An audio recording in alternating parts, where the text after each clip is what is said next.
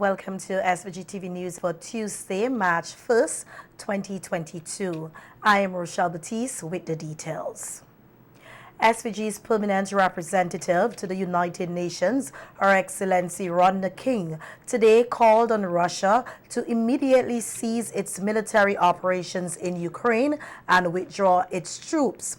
Ambassador King, who was at the time addressing an emergency session of the United Nations General Assembly to address the resolution on the situation in Ukraine, expressed condolences to those who lost loved ones in the ongoing conflict and called for peace. The Grenadines expresses its deepest condolences to the families of the victims who have lost their lives due to the special military operation launched by the Russian Federation in the independent territory of Ukraine. Vincent and the Grenadines unequivocally insists that the Russian Federation cease its military operations and immediately withdraw its forces from Ukraine. Ambassador King urged all parties to exhaust all diplomatic efforts to find peaceful solutions to the conflict, noting that peace must be given a real chance to succeed. In line with international humanitarian law and its guiding principles, we call on all states to uphold their international obligations and ensure the safety of all peoples. In conclusion, Mr. President, St. Vincent and the Grenadines repeats that it is a stout champion of the purposes and principles of the United Nations Charter and their primacy in our multilateral system. We must, and I repeat, we must give peace a real chance to succeed. We must stop this war and return to diplomacy. Thank you, and peace profound to all. 54 persons from villages in North Windward and North Leeward, whose homes were affected by the eruption of volcano, are the beneficiaries of building materials. The building material vouchers worth $3,000 EC each, redeemable at Curry's Hazels Inc., were handed over today under the Rotary Family and the St. George Lodge housing project, which seeks to assist the Red Zone residents to repair their homes. The program is valued at $170,000 EC. Speaking at the handing over ceremony, Charity, a steward of the Freemason St. George Lodge, Trevor Thompson, spoke of the recovery support effort by the regional and international districts of Lodge to St. Vincent and the Grenadines during the eruption of volcano, and said they are happy to partner with the Rotary Family on the housing project for the affected residents in the Red Zone. While all of this was taking place, the district sent out an appeal to the sister lodges and chapters, as well as other districts regionally and internationally. This appeal has raised a substantial sum of money. And the check which we are presenting today of EC $55,000 is just a part of what we have received thus far. The level of support from our regional and international sister lodges has been overwhelming, and our brethren here in St. Vincent and the Grenadines have received countless messages of comfort and support, as well as generous offers of assistance. President-elect of the Rotary Club South, Kurt Duggan, said they are happy to be part of such an impactful charitable initiative. This initiative is possible because the Rotary Family of St. Vincent, the St. George Lodge, and Curry's Hazels Inc. have all decided to partner to maximize synergy to the benefit of our affected brothers and sisters. When personal success has been achieved, one should endeavor to redefine success. Our redefined measure of success is the extent to which we give back to our society. Thank you for giving us the opportunity to partner with you. We are excited to be a stakeholder in this impactful charitable initiative. Let today be the beginning of a revolution. Let's look for more opportunities to partner to promote social development in St. Vincent and the Grenadines, which is consistent with our pledge. Land of my birth, I pledge to thee my loyalty and devotion. in all I think, say, or do. President of the Rotary Club, Dr. Janelle Allen, congratulated the recipients of the building material vouchers. I know that it has been a very long journey for many of you, in trying to get assistance and trying to make some headway of your own. And so we are happy to, as our motto for this Rotary year says, serve to change lives. We do take it to heart that what we do is really done in an effort to positively impact lives in our communities and to ensure that the mark of Rotary International is felt right at home here in St. Vincent and the Grenadines.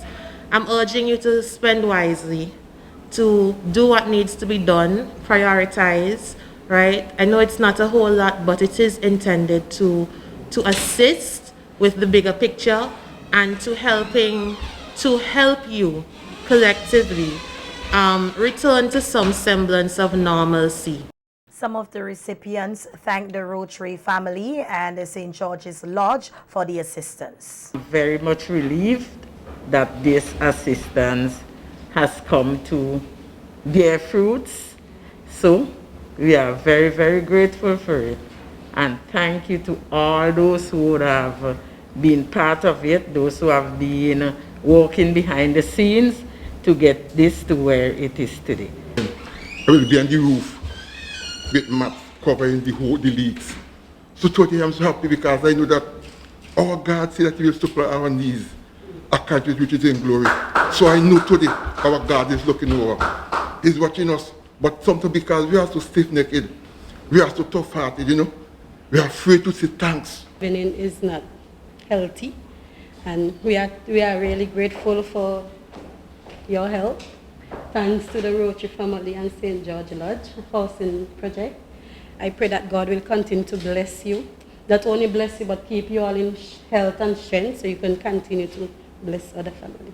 In other news, Prime Minister Dr. Ralph Gonsalves said SVG has too many stones available to be importing raw building materials from neighboring countries. He was at the time speaking on the Richmond Quarry project on the radio yesterday, which he said will be of benefit to SVG. That we in this country, with so much stone, solid rock stone, that we had to be importing stone from Tobago. You had me as Prime Minister in 2018 and 2019, in 2017, going to calling other Prime Ministers in the OECS, and specifically Grenada and certainly St. Lucia. I can't remember if I spoke to Skerrit of Dominica, who also have a whole pile of rock stone covered with sand, covered with good soil.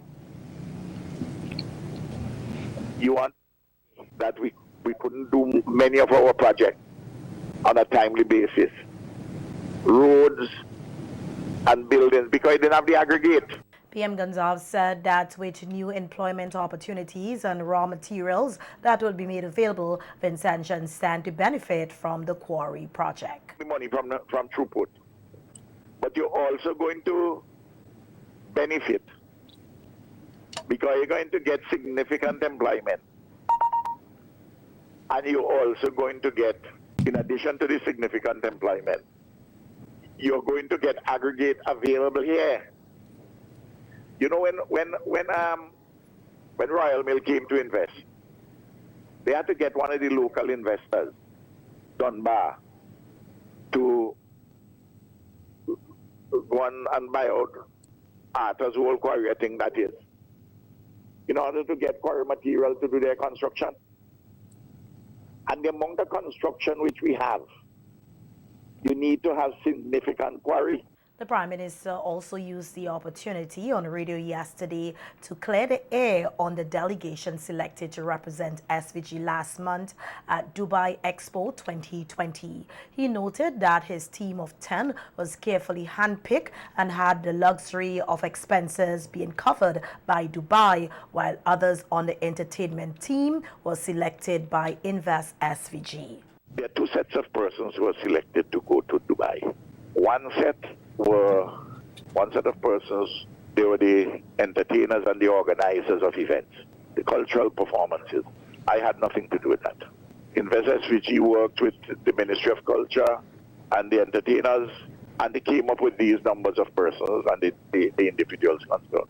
The second group were persons who were selected by me. That is to say, when the UAE heard that I was coming, they said, well, they know the Prime Minister will have a number of things to it. And we would like to facilitate him coming with a significant delegation. That's apart from the people who actually involved in the Expo. So they said when the Prime Minister is coming, they will pay for the Prime Minister and 10 other persons, the airfare and all the accommodation in Dubai. Those persons were selected by me.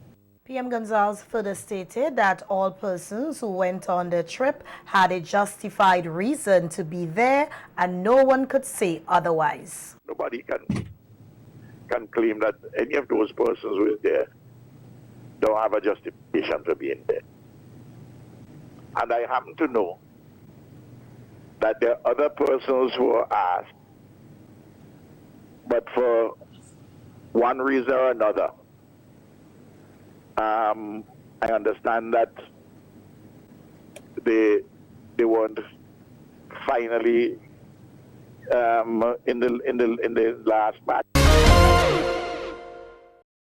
The Ministry of Health, Wellness and the Environment hosted its 26th annual Perinatal Conference virtually last Friday, February 25th, 2022. The conference, which is an educational event specifically targeting healthcare workers, is designed to review the perinatal morbidity and mortality figures of the previous year, reinforce best practices, and introduce innovations that can positively affect maternal and neonatal outcomes, thus reducing premature birth, infant mortality, and maternal morbidity and mortality. The theme for this year's conference was New Frontiers in Maternal Fetal Medicine. Staff nurse Shelley Ann Ross, who presented the district statistics and highlights from the conference, said that they are seeing a significant decrease in persons being admitted to antenatal clinics throughout St. Vincent and the Grenadines since 2019. I don't know in terms of the population, because if we have less women becoming pregnant, it means then that we're going to have less babies and the population is going to go down. So in terms of if we're looking at population and increasing our population, that would not be a good thing for us. So I don't know if it's the fact that persons are becoming a little bit more career-oriented now, or because we have persons who are actually taking advantage of what we have, the family planning contraceptives, or we have like for China and other countries, an older population who don't, who can't, well, is out of that period where you're supposed to give birth. But for the past 3 years, like in 2019, we had over 1,247 actual admissions to the antenatal clinic. For last year, we saw just over 1,054. Okay. So you can see that trend of, I don't know what this year is going to hold for us. Or I don't know if COVID had anything to do with it, or the volcanic eruption, I'm not sure. Okay. But we're clearly seeing a decrease in terms of the admissions. Alexander Ross said they have also seen a decrease in the number of teenage pregnancy, which she notes is a very good achievement. We have also seen a decrease, not generally, yes, but also in the number of teenage pregnancies, so that is a good thing for us. Very good. In terms of the teenage admissions, down from 209 to 165.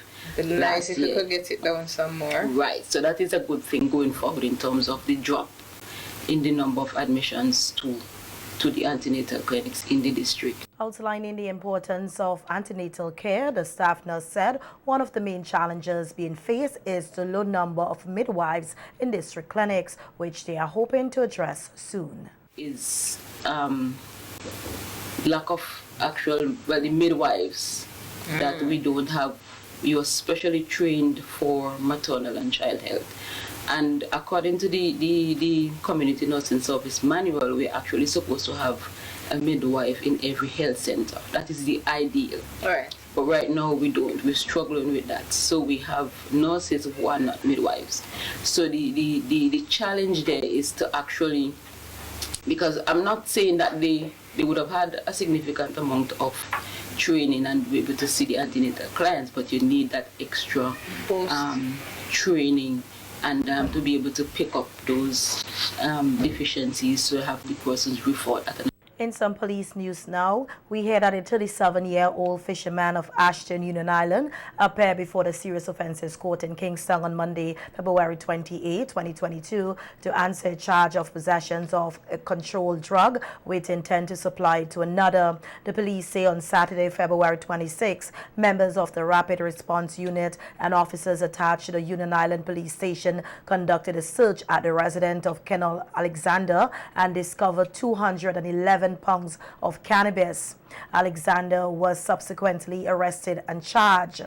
When he appeared in court on Monday, he pleaded guilty to the offense and he was fined $106,500 with $10,000 to be paid forthwith or 2 months in prison. The balance is to be paid by December 1st, 2022 or 1 year in prison.